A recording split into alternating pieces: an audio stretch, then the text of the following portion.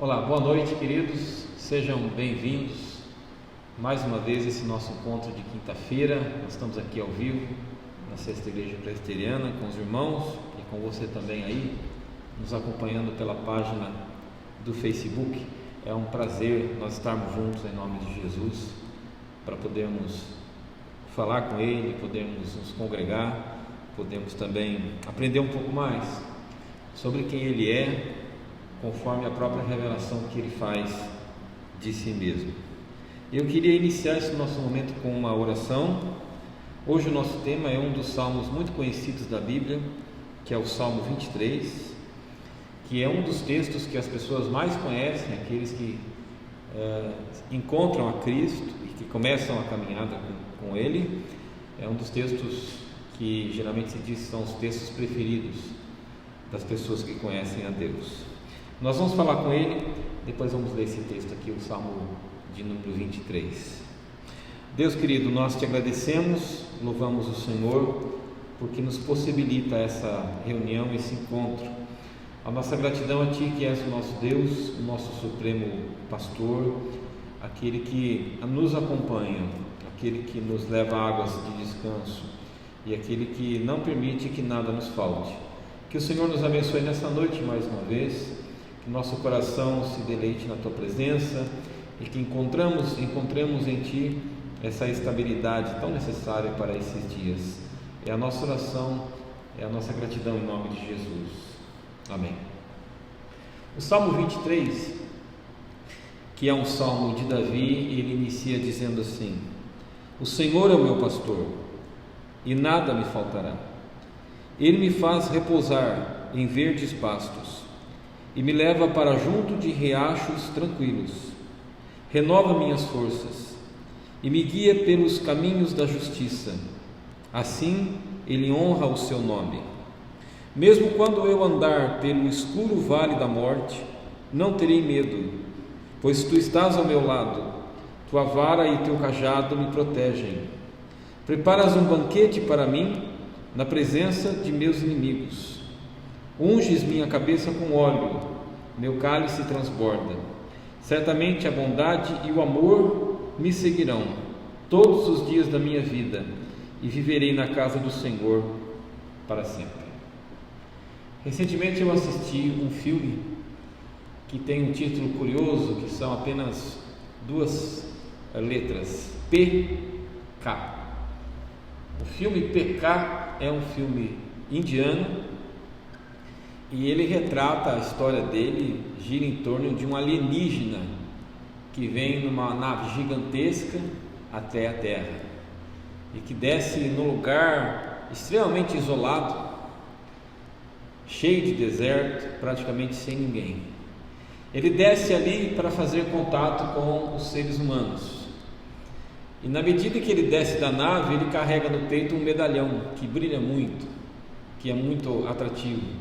Esse medalhão, na verdade, é o segredo, é a chave para que ele chame de volta a nave, para que depois da expedição e depois do contato com os seres humanos ele possa voltar para o seu planeta.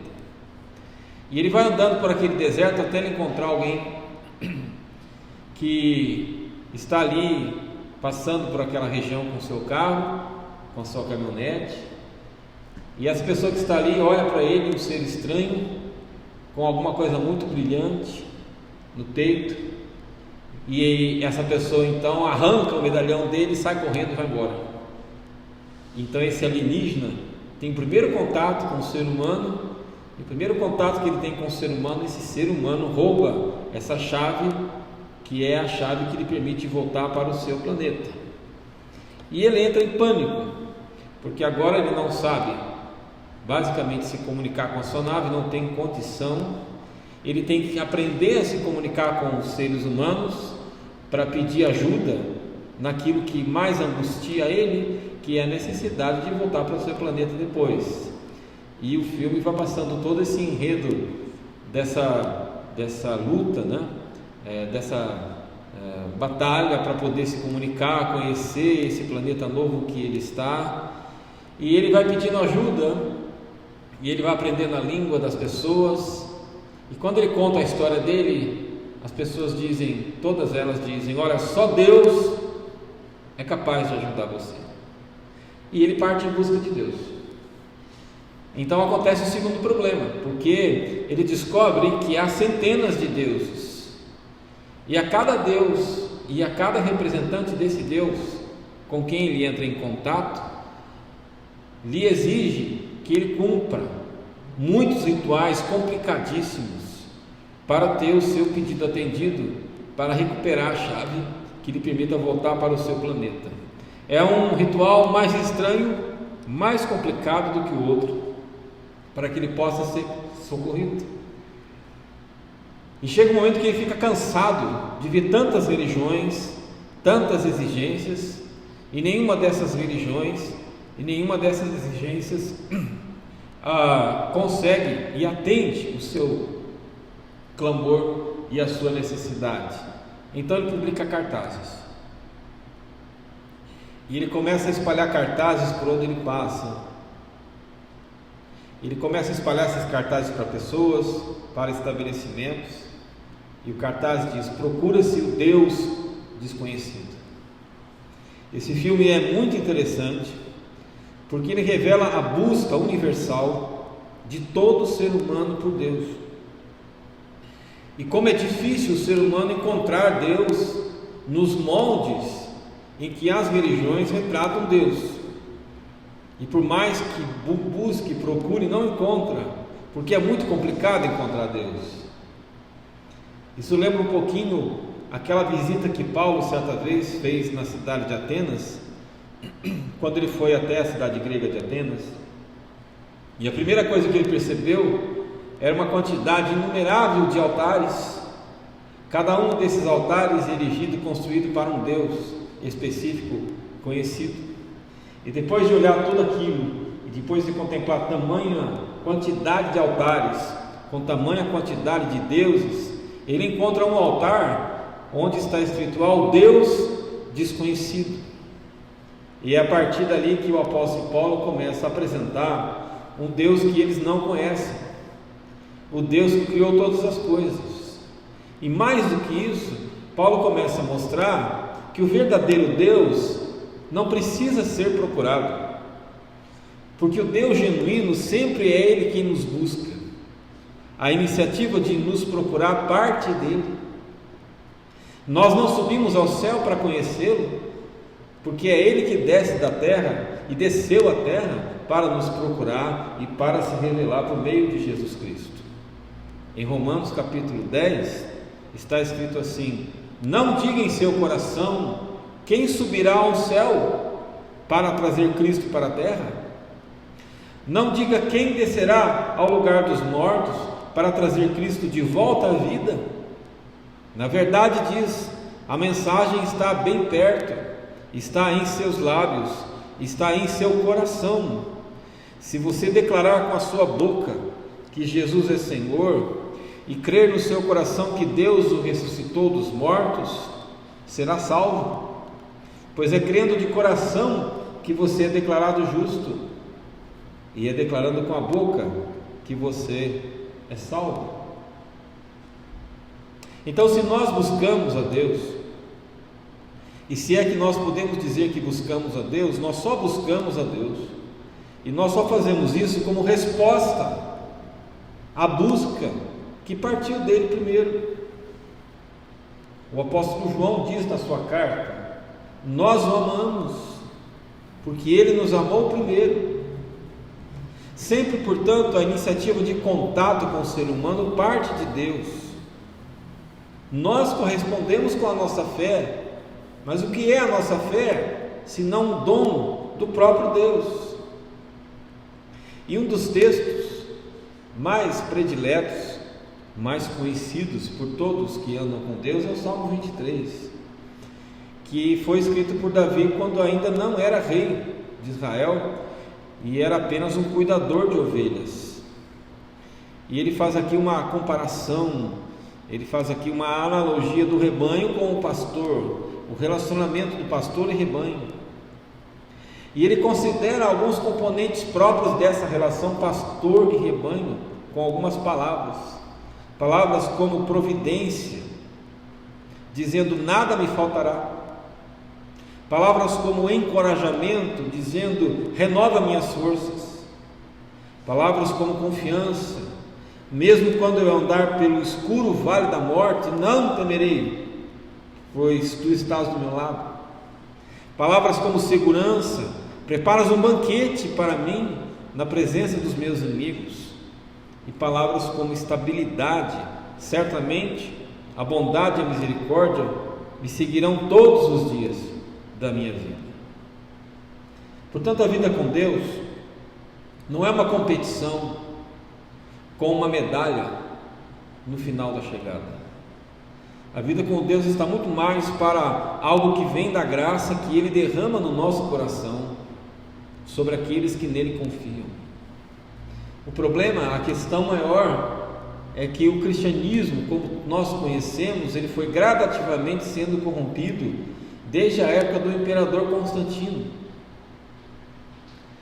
Até então, antes dele, ser cristão era alguma coisa muito simples, não institucional, era algo que de fato as pessoas percebiam que era Deus quem as buscava, era Deus quem as supria, e não havia nenhuma forma de troca com esse Deus, porque acreditavam e confiavam tanto nesse Deus, que descansavam suas almas e suas vidas na mão dele. Mas então Constantino viu no cristianismo, que já era um grande movimento, um potencial enorme para as suas finalidades. Ele prometeu tornar-se cristão, ele prometeu se batizar como cristão se ele conquistasse a parte que lhe faltava do Império Romano. E segundo ele, houve um sinal no céu, ele viu um sinal da cruz no céu e teria ouvido uma voz dizendo: com este sinal vencerás. Relatos dele.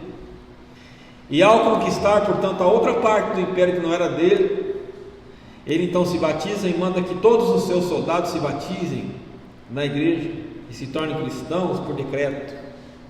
A partir daí, então, aquela fé simples, de confiança, a fé que não era barganha, a fé que não era mercado, ela se torna então barganha, e Deus é transformado como negociador a fazer trocas com as pessoas. E nesse cristianismo corrompido, o fiel vai entrar com doação, vai entrar com voto, vai entrar com promessa, vai entrar com sacrifício, vai entrar com jejum, vai entrar com oração, vai entrar com campanhas para obter a graça que ele pretende. Nada dessas coisas é um movimento de devoção, mas todas essas coisas são moeda de troca, em que eu dou para esse Deus para que Ele me dê em troca, em retribuição, a graça que eu pretendo. Deus recebe isso, portanto, e dá o que você solicita. Nós somos, porém, desafiados com o fato de que Deus não precisa de coisa alguma de nós, como se lhe faltasse alguma coisa. O apóstolo Paulo, em sua carta aos Colossenses, ele revela para nós, no capítulo 1, dizendo o seguinte: o Filho é a imagem do Deus invisível e é supremo sobre toda a criação, pois por meio dele todas as coisas foram criadas, nos céus, na terra, todas as coisas que podemos ver e as que não podemos ver, como tronos, reinos, governantes, autoridades do mundo invisível. Tudo foi criado por meio dele e para ele. Ele existia antes de todas as coisas e mantém tudo em harmonia. O que Paulo diz é que Deus fez todas as coisas e Cristo é a imagem do Deus verdadeiro, invisível mas real, e que Deus não precisa de algo para existir, e que Deus não precisa receber algo que lhe falte, porque Ele é completo em si mesmo. Portanto, Ele não é um ser incompleto que se completa com a minha doação, com a minha oferta, com a minha oferenda. Deus não é incompleto para que eu o complemente com alguma coisa que eu lhe dê. Deus não é um pai neurotizado que só fica feliz e satisfeito quando seus filhos fazem exatamente aquilo que Ele quer. Deus não abençoa quem acerta e pune quem erra. Deus não soma virtudes, nem soma pecados. Deus não retribui quem acerta e castiga aquele que erra.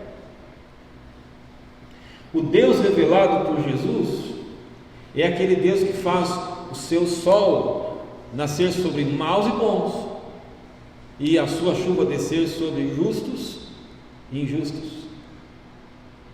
Quando Paulo, portanto, vai para Atenas, quando ele vê as centenas de altares, e quando ele vê aquela busca por Deus, como se alguma coisa devesse ser feita a Deus para que Deus pudesse, em resposta, dar algum benefício aos homens, ele olha para aquele altar que não tem nome, e aquele Deus que eles não sabem nomear, e diz o seguinte: Ele é o Deus que fez o mundo e tudo o que nele há, e uma vez que Ele é Senhor do céu e da terra, não habita em templos feitos pelos homens, não é servido por mãos humanas, pois não necessita de coisa alguma. Ele mesmo dá a vida e fôlego a tudo. Ele supre cada necessidade. De um só homem Ele criou todas as nações da terra, tendo decidido de antemão onde se estabeleceriam e por quanto tempo. Seu propósito era que as nações buscassem a Deus e, tateando, talvez viessem a encontrá-lo, embora Ele não esteja longe de nenhum de nós. Portanto, é Deus quem nos procura, é Deus quem está à nossa espera, é Deus que nos busca através dessas coisas, como o seu cuidado, sua provisão, sua atenção e tudo quanto nós necessitamos. Esse é o seu mecanismo de busca. É a bondade de Deus que nos leva a nos arrependermos e nos voltarmos para Ele. E quando nós nos descobrimos achados por Deus, nós percebemos que a intenção dele foi atingida. E quando começamos a buscar a Deus e falar com Deus e descobrir os seus desígnios para nós, isso se chama salvação. É uma relação, portanto, marcada não por sacrifícios nossos, mas marcada pelo único sacrifício do Filho. Passa a ser, portanto, um convívio saudável, em que eu não tenho mais medo de Deus, porque o seu amor já removeu os meus temores.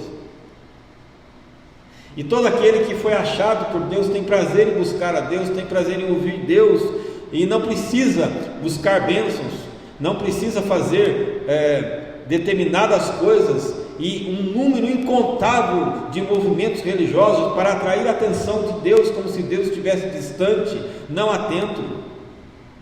Não é necessário, porque todas as coisas virão sobre nós, como Jesus disse.